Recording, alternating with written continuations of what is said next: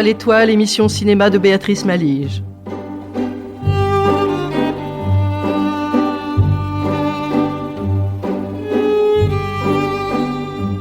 Toile étoile du 20 janvier 2021, nous sommes avec Pierre-Jean et je vais vous parler de quelque chose que nous souhaitons tous évidemment. C'est Un soupçon d'amour, c'est le titre d'un film de Paul Vecchiali. Paul Vecchiali qui est un réalisateur un petit peu marginal, au fond un peu artisan, mais qui a fait quand même 50 films, mine de rien. C'est un polytechnicien, donc il a oublié d'être un peu abruti, et donc il fait des choses très intéressantes. Et les films que l'on voit signés Paul Vecchiali sont des films, quand on les a vus, on se dit il faut les revoir. Il y a certainement des choses que j'ai zappées. Mais en attendant, on va s'écouter un peu de musique. Vous allez écouter, c'est formidable, c'est Soleil. C'est signé Grégory Privat.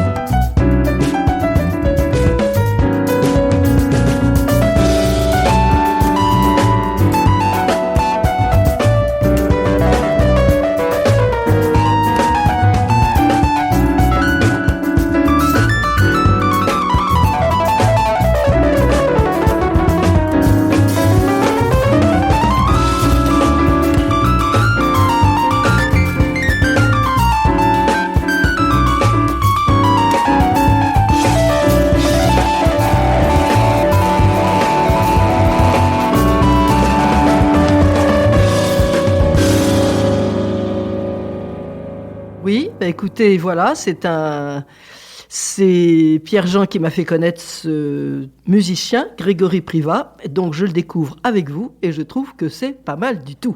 Bien, ceci étant dit, donc je vous parle d'un soupçon d'amour de Paul Vecchiali. Donc c'est un film qui est sorti très récemment, en septembre 2020. Malheureusement, comme vous le savez, il n'a pas pu être diffusé normalement à cause de cette fameuse Covid. Mais de toute façon, il faut quand même reconnaître que c'est certainement pas un film qui aurait eu la couverture médiatique auquel il aurait droit et qu'il aurait certainement promu. Mais pourquoi ? Parce que Vecchiali, c'est quelqu'un d'à part, comme je vous le disais tout à l'heure. Ça n'est pas un mondain. Bon, certes, il a 90 ans. Ben oui, en plus, Un soupçon d'amour, c'est un film réalisé par un réalisateur qui a 90 ans. Je vous assure, ça se voit pas dans le film. Mais il n'a jamais fait partie du sérail. Vous savez, en tout cas, il n'a jamais fait partie de ce cercle de ceux qui savent parler d'eux, qui savent se vendre. Hein, c'est-à-dire que, voilà, aujourd'hui, il faut savoir se vendre. Bon, je pense que lui, comme pour beaucoup, se vendre, ben, on se disait que c'était plutôt l'apanage des petites dames de petites vertus. Fallait qu'elles se vendent, quoi, voilà. Mais bon, aujourd'hui, tout le monde a le droit de se vendre, alors je ne veux pas faire de parallélisme avec ces petites dames de petites vertus, évidemment. Bon, bref, Vecchiali, je vous le disais aussi en préambule, il a quand même tourné plus de 50 films. Et toujours avec des thèmes très audacieux. Il a été un des premiers à parler de l'homosexualité, etc., etc. Bon, bref. Et c'est quelqu'un qui vit dans le sud de la France. Et le film Un soupçon d'amour, pour lui, c'est quelque chose... En tout cas, le scénario était quelque chose qu'il avait dans ses cartons depuis très longtemps. Parce qu'il y a, pour ce film, une partie un peu autobiographique. En effet, comme dans le film, il a perdu un enfant... Et il s'en est jamais remis. Bon, est-ce qu'on se remet de cette chose-là ? Ça, c'est encore un autre problème. Donc, mais comme il est comédien quelquefois, Vecchiali, mais là, il n'allait pas jouer son propre rôle. Donc, il lui a fallu du temps, mais pour se dire, je vais peut-être le faire jouer par une femme. Et là, il a choisi Marianne Baller, qui est une comédienne magnifique.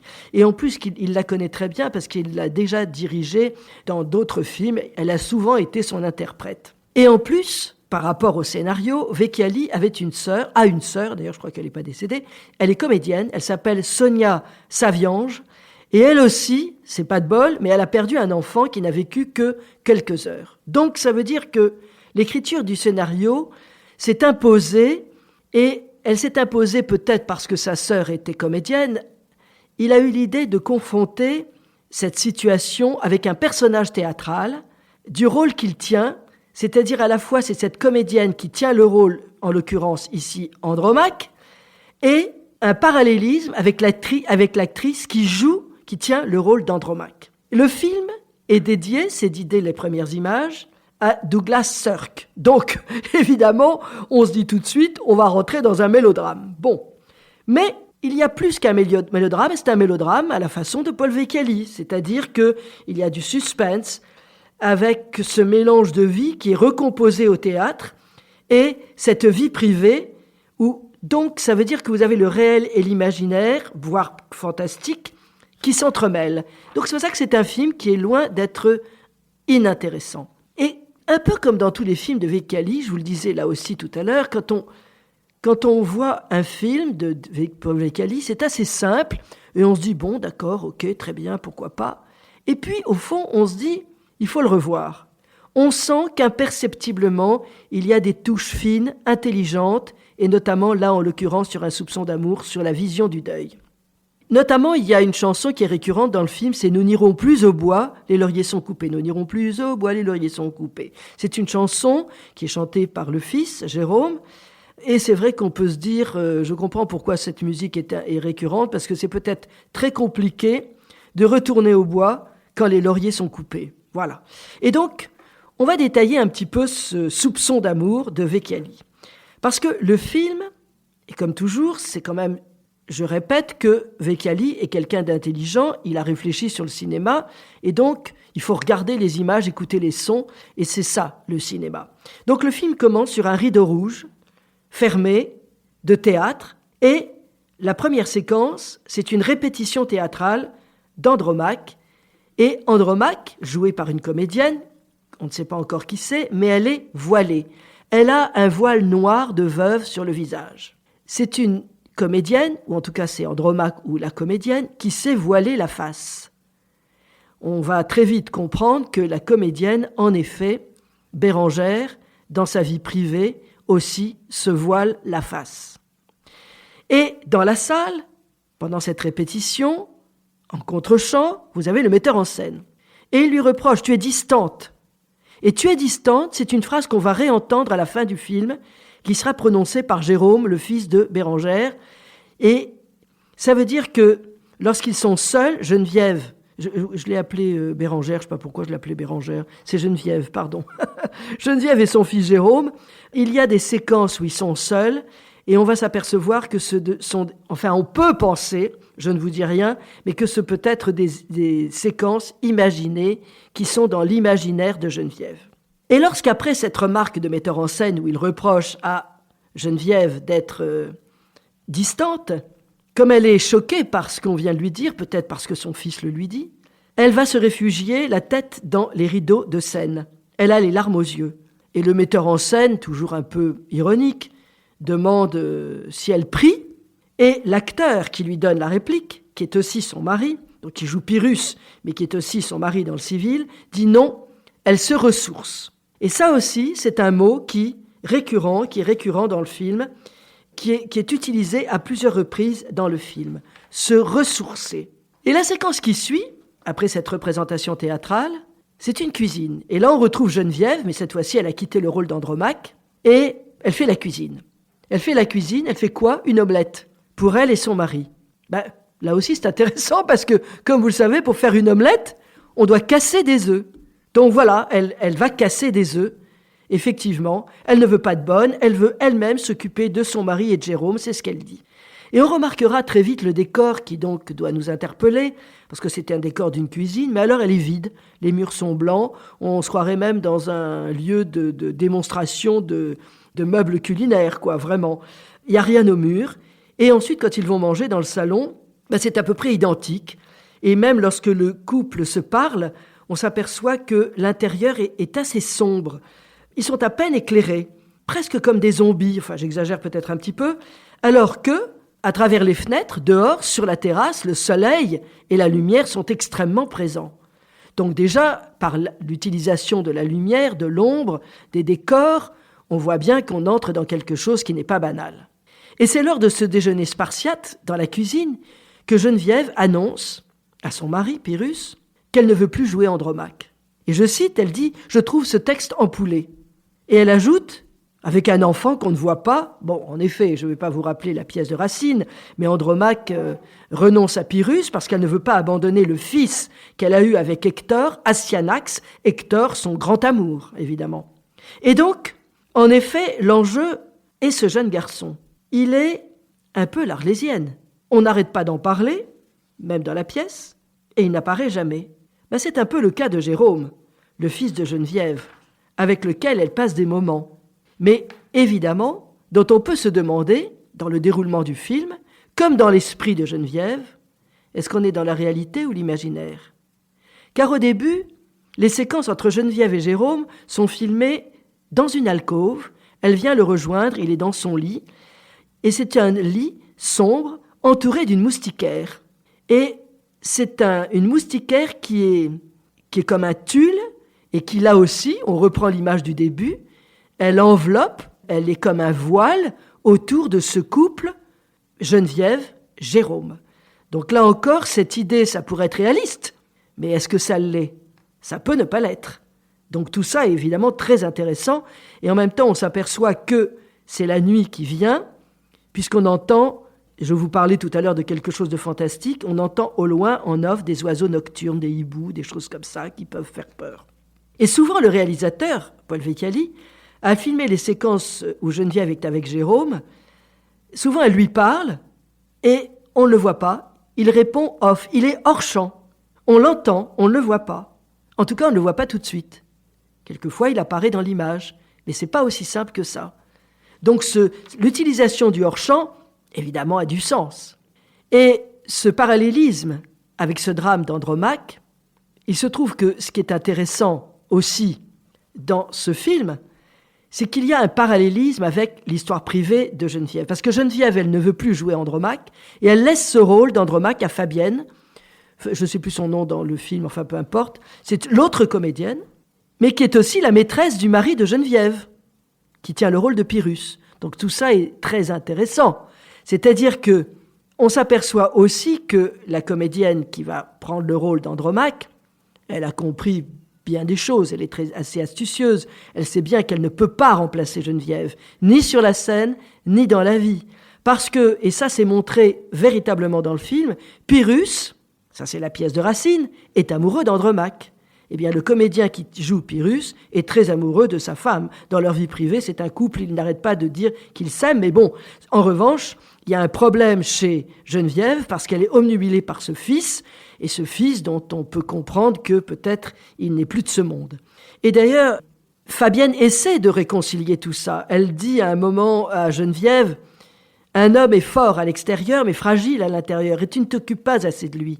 Tu es trop souvent avec Jérôme. » Donc, les deux amies sont très différentes. À un moment, il y a une séquence qui est dansée, c'est comme une comédie musicale. Fabienne, elle chante, elle danse, elle est costumée, elle est déguisée un peu en Marlène Dietrich, vous savez, avec ou alors Lola de Jacques Demy. Ça me paraît intéressant, c'est peut-être plus Lola de Jacques Demy, parce qu'en plus de ça, Viecali était très amis, ils étaient très amis avec Demy. Donc elle est déguisée d'une certaine façon, elle chante, elle danse, et Geneviève vient à sa rencontre, et elle va danser aussi avec elle, mais elle, en revanche, elle a une robe rouge, magnifique, par la couleur, elle est à la fois la vie et la mort, tout est en elle. Et le montage met en contre-champ un plan rapproché du mari, de Pyrrhus, qui est cet homme un peu entre les deux. Et le texte de la chanson nous met sur la voie, mine de rien, parce qu'on entend « Ce qu'il faut avant tout, c'est se confronter à la réalité ». Oui, peut-être que ça aiderait beaucoup Geneviève.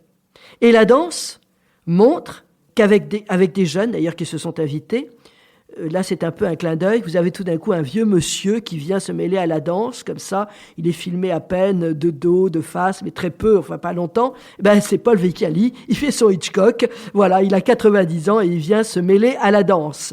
Et voilà, et donc, pourquoi cette danse s'arrête ? C'est le mari qui, à un moment, dit stop à cette mascarade. Le mari, Pyrrhus. On s'apercevra aussi, plus tard dans le film, lors d'un dîner entre deux amis de Geneviève, une vieille dame et un curé, on s'aperçoit que ce curé est très important parce qu'il a été amoureux de Geneviève. Et il est devenu curé à la suite de la rupture. Et d'ailleurs, il y a une très belle scène entre Geneviève et ce curé. Et comme par hasard, ce curé s'appelle Jérôme. Il a le nom du fils de Geneviève. Et c'est une scène où elle va au cimetière. Et alors qu'elle cherche dans les allées, elle se balade dans les allées du cimetière, elle entend en off, là aussi, il joue beaucoup du hors-champ, Viecali, il dit « Mais non, c'est pas celle-ci, c'est pas la bonne », parce qu'elle s'est arrêtée devant une... Et donc, elle se retourne, mais on ne voit toujours pas à qui elle parle. Elle dit « Jérôme », donc on ne sait pas si ça va être son fils ou quelqu'un d'autre, on ne sait pas. Et effectivement, le contre-champ montre ce fameux curé, et qui lui explique, qui confesse, mon chagrin a tout précipité. Ma vocation était certainement en sommeil, mais bon, leur rupture, ils ont donc été amoureux dans leur jeunesse, et leur rencontre, évidemment, est très troublante, puisque il y a cette confusion entre les noms, peut-être aussi, sans doute même, confusion des personnes. Et leur dialogue se prolonge alors qu'ils sont dans le cadre d'une porte. Ça, c'est aussi un cadrage qui est très intéressant, parce qu'ils sont dans l'ouverture d'un mur. C'est comme une porte, en effet. C'est donc un rectangle, un cadre dans un cadrage. Et ils s'arrêtent exactement à hauteur de cette porte. C'est-à-dire qu'au fond, ils sont ni là, ni là. Ils sont entre deux espaces. Sans doute entre l'arrière et le devant, entre le passé, l'avenir. Donc voilà, des petites choses comme ça qui mettent la puce à l'oreille et qui montrent que, oui, il y a un pilote dans l'avion, évidemment, chez le réalisateur. Et lors du repas, j'y reviens, entre le curé, qui est très gourmand d'ailleurs, et l'ami de Geneviève, qui s'appelle Gisèle, je crois. Bon, j'ai un problème avec les prénoms, là, je suis désolée. Ils attendent Geneviève, qui était invitée à ce repas, ils devaient être tous les trois, et finalement, elle ne viendra pas. Et le curé plaisante, et il cite Sacha Guitry. Il dit, Sacha Guitry qui disait à propos des femmes, « Si elles sont en retard, c'est qu'elles viendront. » Voilà, évidemment, c'est très drôle. Et donc, on va en apprendre pendant ce dîner un peu plus sur Geneviève, que le curé qualifie de trop émotive, absente, ailleurs, dans un monde imaginaire, le regard fuyant, parfois violente, puis gentille. Donc voilà, on voit bien que c'est déjà un être extrêmement fragile. Et le repas se termine avec la réalité qui pèse encore sur ce Jérôme, le curé Jérôme, puisqu'il explique encore, et ça vient comme un leitmotiv, « Elle a refusé de m'épouser ». Bien. Et donc, dans cette construction du film, on arrive au climax. Vous savez, c'est ce coin le plus haut qui précède la résolution, la conclusion. Le climax du film, c'est la séquence où Geneviève arrive chez elle avec dans sa voiture. C'est une voiture noire, d'ailleurs, assez volumineuse, c'est comme un sarcophage, et dans laquelle est censé être Jérôme, son fils. Et elle descend de la voiture, lui ne descend pas, il reste à l'intérieur, elle lui pose la question « Tu sors ou pas ?» Et Jérôme, il est toujours off, hors champ en tout cas. Il n'est pas hors champ, il est off, là, il y a une petite nuance à apporter. Il répond soit en toussant, soit en jouant de la guitare. Donc déjà, on y voit un peu plus clair. Et la résolution du film, c'est lorsque Geneviève arrive chez elle, son mari est là, et la déclaration du mari est très claire, Geneviève parle encore de Jérôme, le fils, et lui dit « Jérôme n'est pas dans la voiture ». Bon, et donc, je ne veux pas divulgacher la fin, bien que vous l'ayez comprise à demi-mot, alors que on sent que Geneviève réfléchit par rapport à ce que vient de lui dire le fils. On entend en off, toujours en off, la voix de Jérôme, ce garçon qui dit « Je suis là, maman ». Et donc là, Paul Vecchiali, au lieu de mettre cette phrase off sur le gros plan de Geneviève, qui aurait pu être la seule à l'entendre, non, Paul Vecchiali met cette phrase off sur un gros plan, un plan très rapproché du mari. Et donc ça veut dire que quand il entend cette voix, il a comme un regard tout d'un coup un doute. Et donc ça c'est très intéressant parce que c'est une fin assez subtile qui est signée Paul Vecchiali, c'est-à-dire qu'au fond, on ne sait pas du tout ce qui va arriver.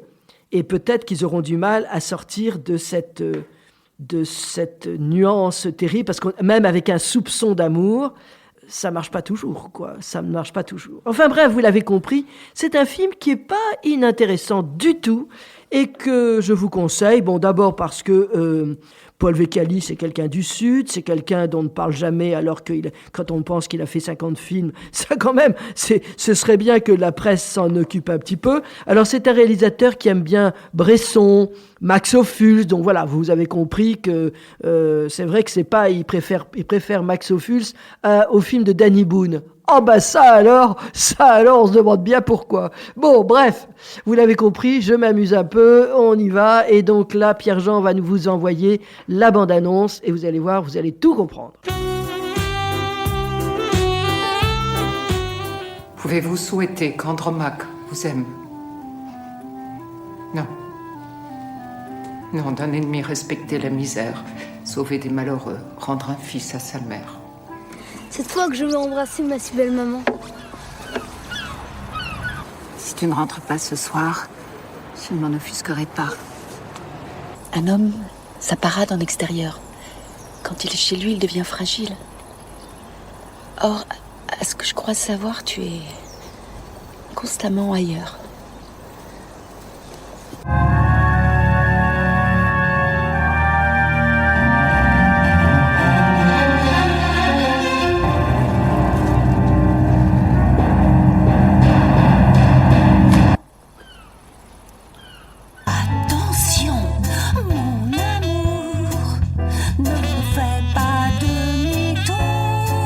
Si parfois des propos jaloux nous traînent